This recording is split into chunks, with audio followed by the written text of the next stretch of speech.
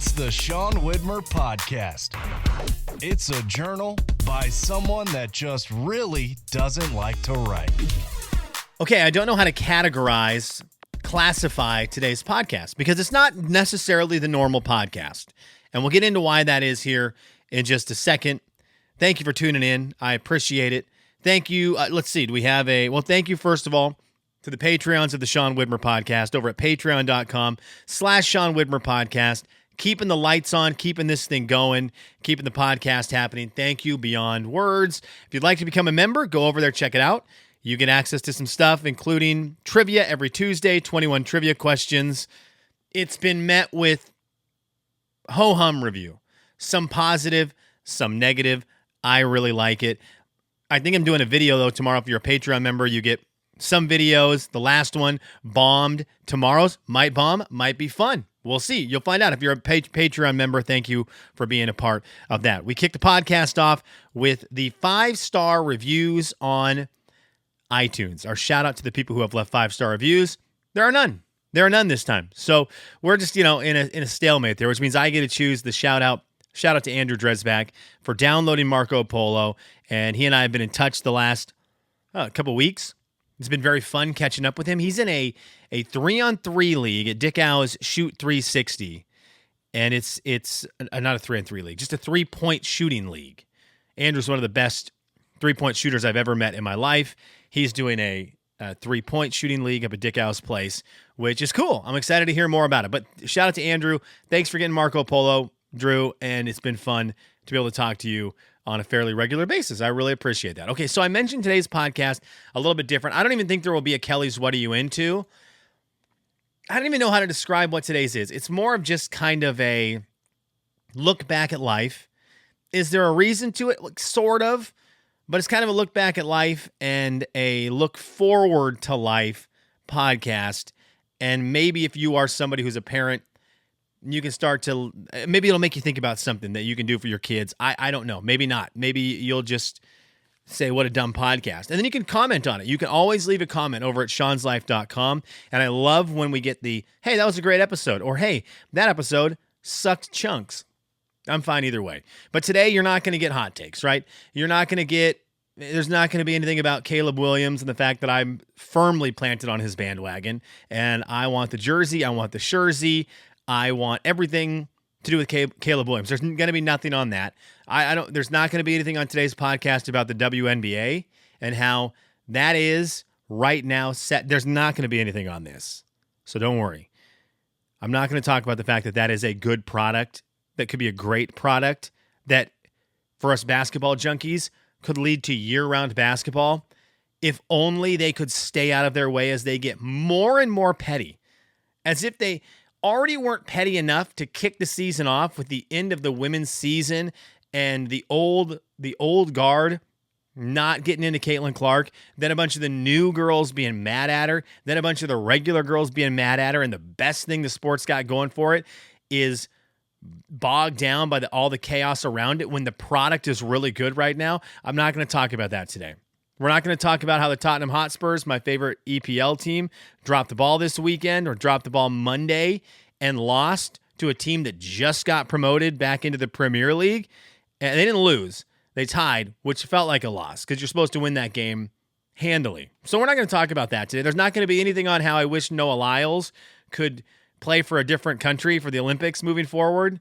And how I'm not going to talk about how over him I am and how cheesy he is and how lame it is that he's trying to seek out post-Olympic fame by just saying ridiculous things. We're not talking about that today. We're not going to talk about J-Lo and Ben Affleck breaking up and how everyone saw it coming except for J-Lo and Ben Affleck, which was weird.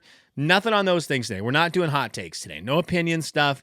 We're just talking facts. And before I get into the creativity tour of my life, I did want to say to parents out there, the comments are open over at seanslife.com. I would love them. I have been struggling with something as of late. And in my life, we've talked about this. I've talked about this plenty on the podcast. I've never had a real job. I admit that. I've had a goofy job for my entire life, a passion project my entire life, something I loved doing, but I never felt like, I guess it's not necessarily that it never felt like work. It felt like work, but it was different. And more importantly, the hours were wild. Regardless of when I was doing whatever job I was doing, it was either late in the day into the night or early in the morning. The majority of my life was spent working, getting to work at 5 a.m. and being done between noon and 1 and having the whole afternoon free. And now I've got an 8 to 5. And I got to tell you, this job that I have at Studio 46, I love. And I am extremely fortunate to have got an opportunity with this company. And I've met really good people. My coworkers rule. The more I work every day, I fall more in love with the people I work with.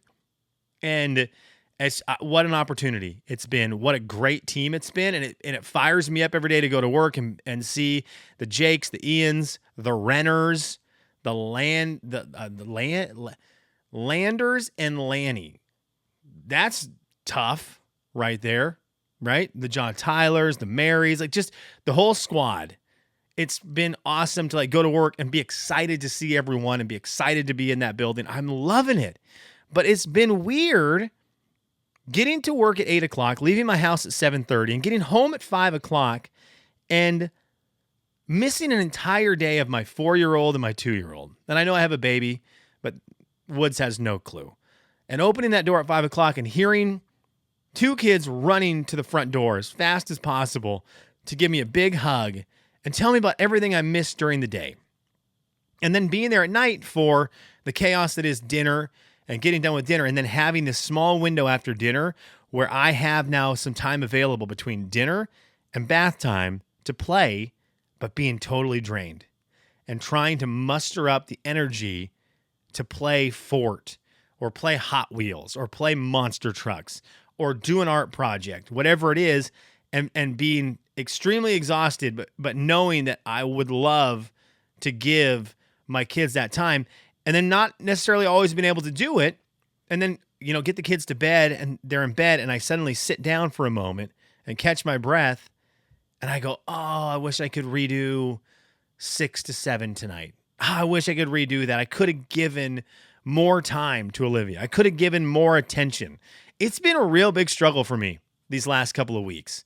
And it's just been weird. Again, I was, when Olivia was 2 and 3, I was getting off work between noon and 1, and I'd get home when she was napping. And then after nap time, I would have the whole afternoon into nighttime to hang out and play with her and Huck. And I had energy to do that. And there's part of that's age and part of that's just the time. But it's been really weird. And then, of course, the last year, staying at home, getting to see them 24/7. It's been a big adjustment. So I know that, maybe tips to the folks who have done this forever and you hear where I'm coming from and you understand it, how you compartmentalize it, how you maximize all that. I'd love to know. I love my kids to death. I love this job to death. So it's just been weird kind of with these two worlds, two things that I'm very excited about colliding and trying to make sense of how to deal with all that. Okay, let's get into what I wanted to talk about today. I have put together for my kids something that I want to provide them. And it is something that I'm selfishly providing them that they may not even need to accept. And it's going to be 5 things that I whittled down to 5 things that I've wanted to do since I had kids. I grew up loving and latched onto creativity. I love being creative. I love creating things. It's right up there with sports. It's one of my favorite things in the world.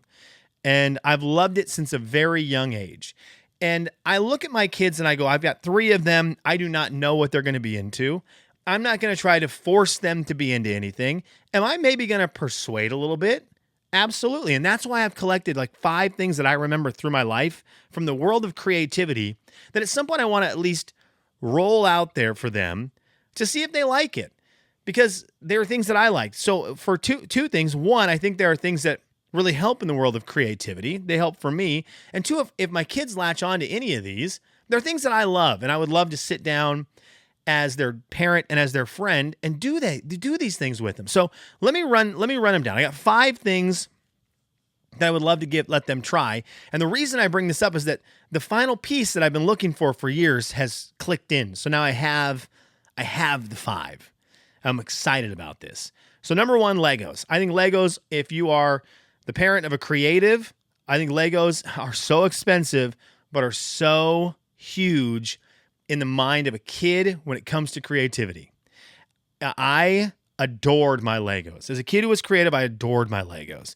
And I sure as all get out loved getting the Lego set, getting the booklet, and going through and following the instructions and piece by piece building the pirate ship, or piece by piece building the castle, piece by piece building the police station and the car. I loved going through the book and having that and then playing with it, right? Playing with the pirate ship, playing with the drawbridge on the island that I had, like the Swiss Family Robinson style island. I loved all that. But after a little while, that would get broken down, and I had a big old drawer that all the Legos got dumped into. That once this little boy who came over to our house pulled the drawer out, pulled his pants down, peed in them. That was a whole thing. Sorry, my mom had to go through and bleach them all. But what are you going to do?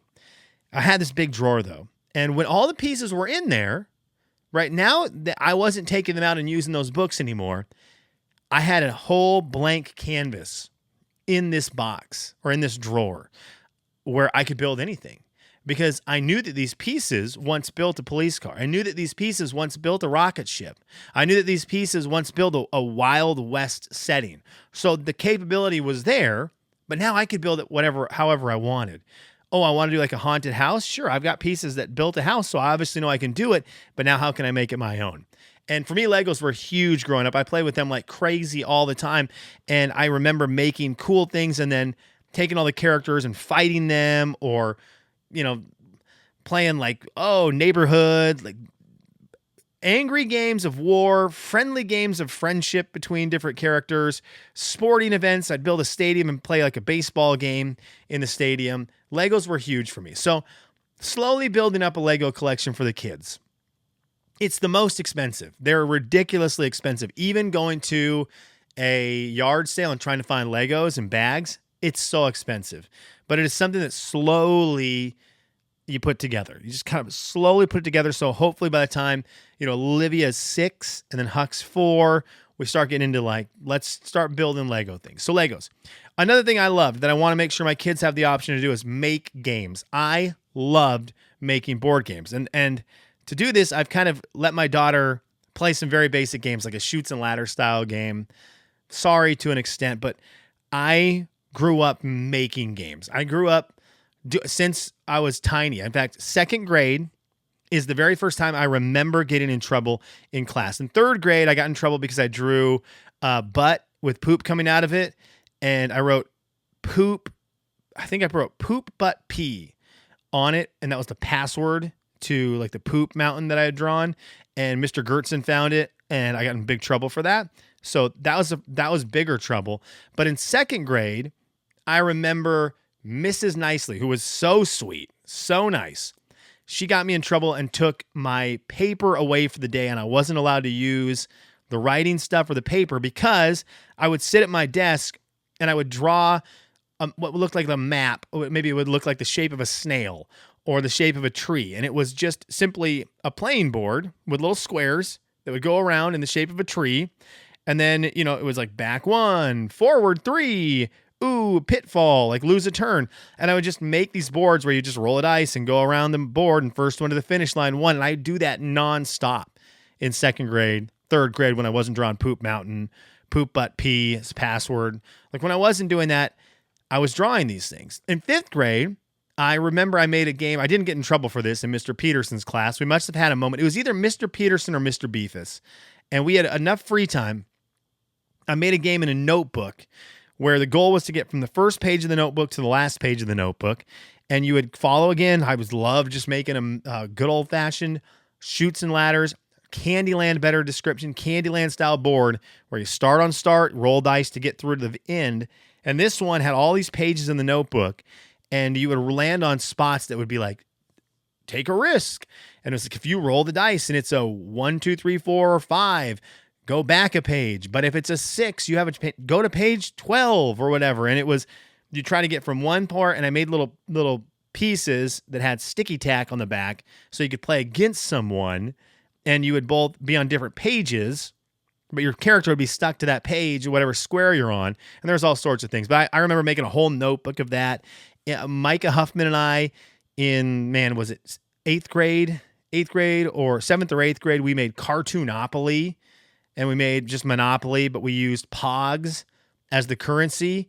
And all the spaces were based on cartoon characters we loved. And they had like a twist. The board had a little bit of a twist where it wasn't just like Monopoly. We had a theme song for it that I made up that I would sing anytime my sister, Micah, and I would play it. Real weird. But I love making games, and I want to provide that for my kids. I want to give them that opportunity. So I love showing them Candyland. I think Candyland's a good one. Is it fun to play as an adult? Nah, not necessarily. Does my daughter cheat like crazy? Yes, but I want her to see how that works. And then I love drawing one on a piece of paper so she sees, okay, there's a game that was made that we played out of a box, but look at this. We drew one, and we can still play that. And so I'm trying to like show her that as an option. Again, not forcing these things, but giving her the option. I used to make tons of cassette tapes with my sister. This is a hard one to transfer, maybe with my phone. I think that, and I've settled sort of on that. My daughter now knows how to grab my phone, turn the video on, film her face, and talk. So that's what my thing here would be. But we had a Fisher-Price tape recorder, and Aaron and I would take cassette tapes, and we would do news broadcasts. So we would get all our stuffed animals, and we would interview them like they were in a car crash or they won, the NBA finals, and we would do news, and Aaron would do the report, and then she'd throw it to Sean on the streets for more coverage. And we had these cassette tapes of just creating news broadcasts that were fake, but you were making something. And I remember feeling like this is so cool. Like Aaron and I are making the news right here in our bedrooms. And my parents had to be annoyed like crazy because I'm sure we went and made them listen to it. The fourth one of 5, APBA baseball, APBA baseball. This is a huge thing in my life, and I have kept it. It was my dad's. He gave it to me. I have kept it. I will hand this off to one of my sons or my daughter. One of my kids will get this. And this is a very big deal in my life. It's one of the biggest deals in my life. One, it was something my dad gave me. And I cherished it because I knew it was something that he had, that he liked when he was a kid. And I always wanted to know what did my dad like when he was a kid. And I never really knew. I knew he liked ping pong. And I knew that he and my uncle froze the driveway one time playing ice hockey. And I thought that was always a cool story because that meant my dad liked hockey or something.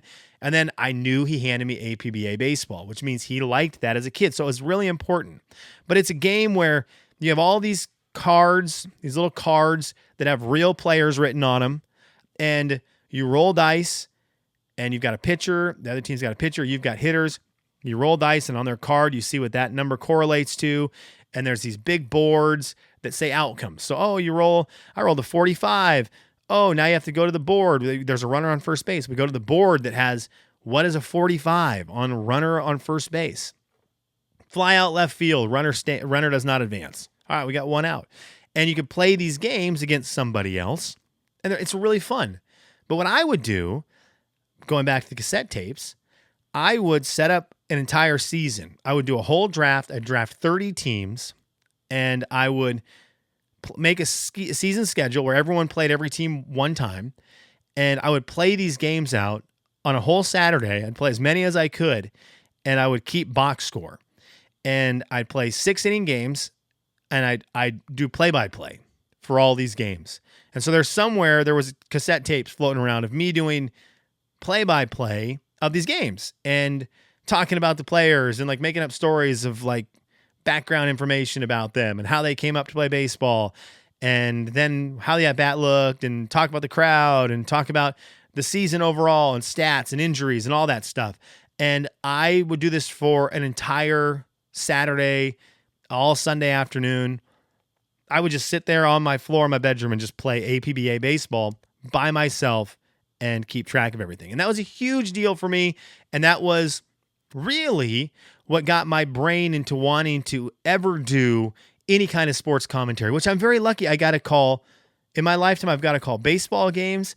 I've got to call football games, and I've got to call a lot of basketball games. Basketball games at a high level, basketball games at a collegiate level, high collegiate level.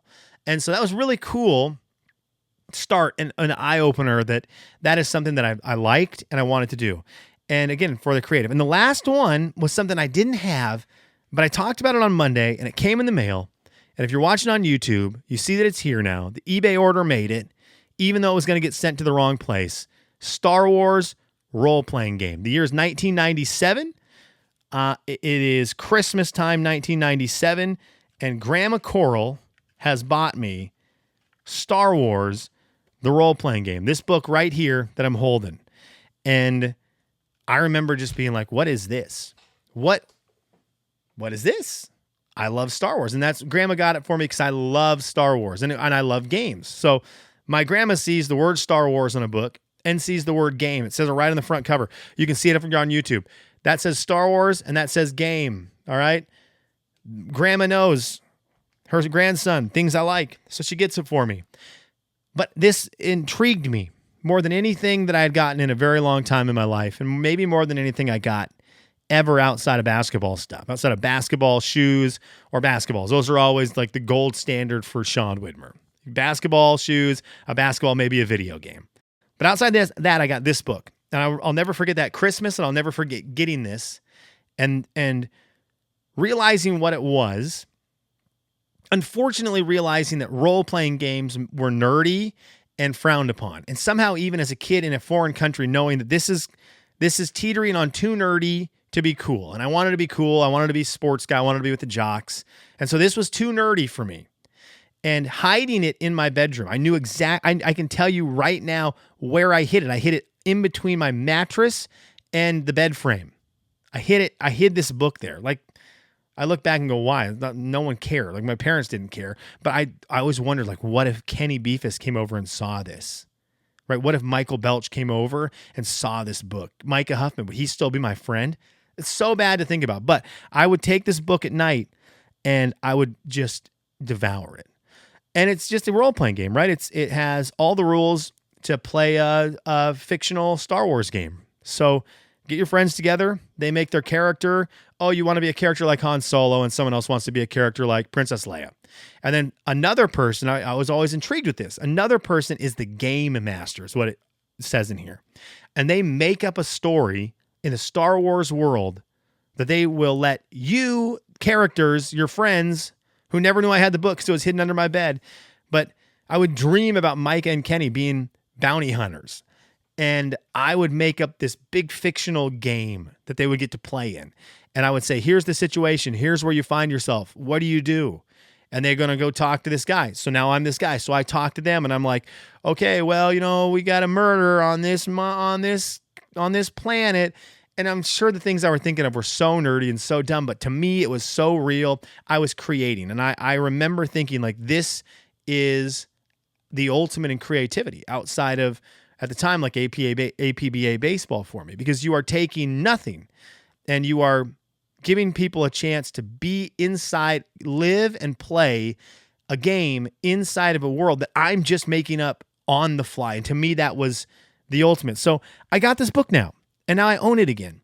And I don't know if my kids will be into this kind of stuff ever, but this will go to one of them. This will be given. I will give this to one of my kids. And I will say, look, this is, to me, to your dad, if you're a creative, this is the ultimate in creativity. Making a fictional world and letting people live in it, letting people play a game in it, doing whatever they want, going after whatever goal you have or anything else.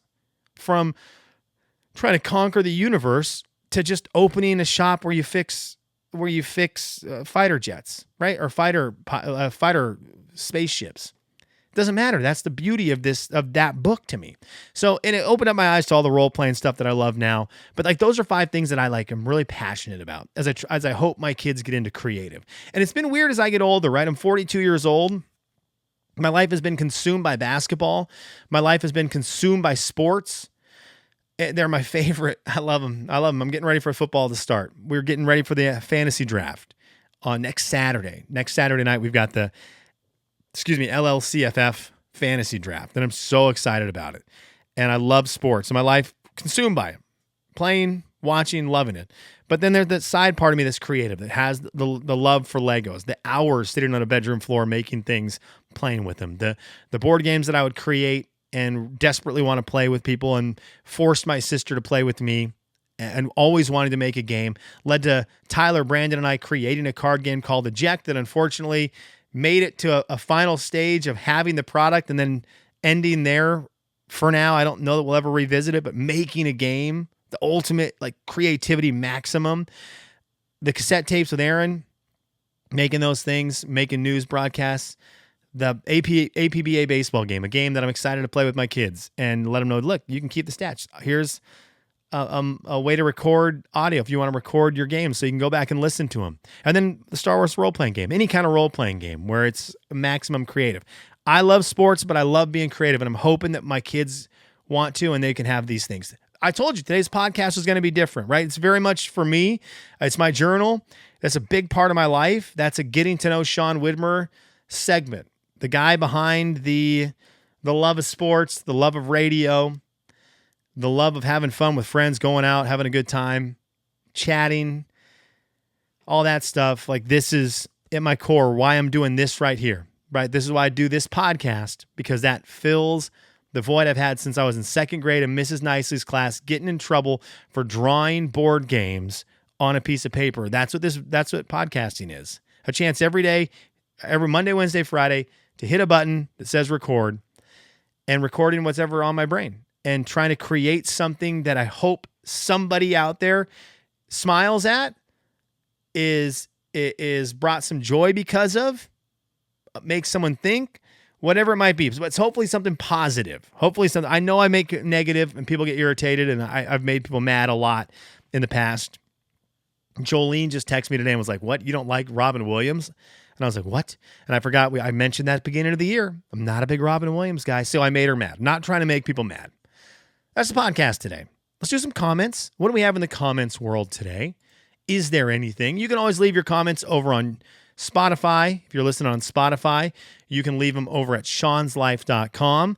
Or if you are a YouTube viewer, you can leave your comments over on YouTube as well. I'm going to see if we've got any comments. I could have looked this stuff up earlier, but I'll be honest, I didn't. On Spotify, Dylan says this. This last weekend, we had a birthday party for our middle daughter. She actually turns 4 today, August 20th. Oh my gosh. Dylan, happy birthday to your 4-year-old daughter. Very cool. Anyway, I was an emotional mess this weekend, just seeing how big my kids are getting and how fast life is going. I was basically on the verge of tears throughout the whole party. I've always been emotional, but kids have made me so much more emotional. Listen to the song. It's the Post Malone song, Yours. Listen to the song this morning, driving to work, cried. Thanks, dude. LOL. Great song, though. It's going to be on my playlist. I have had mixed reviews on that. I've had a couple of people say they really thought it was great, made them cry. People like Ryan Ferguson, though, have told me hokey. It's hokey, just like Butterfly Kisses. Does nothing for him. Unemotional. I've had a couple people tell me that. So mixed reviews for the Post Malone song, Yours. But Dylan, thank you for the comments. And that is the comment. That's the comment for today. Thanks for listening. Again, thanks to the Patreon members for making this happen. Thank you to the if you have $5 a month, $10 a month, $20 a month to support the podcast, go over to Patreon, do that. Try to give you some fun things over there to enjoy that are just for you. But as you hear my story of how I love creating, the fact that the Patreon people are allowing that to continue, now that you kind of know how big that part of my life is, I hope that helps you understand how much it means to me for those of you who support it. Again, hope you enjoyed the podcast today. Thank you for listening. Have a great rest of your week or whenever you're listening to this.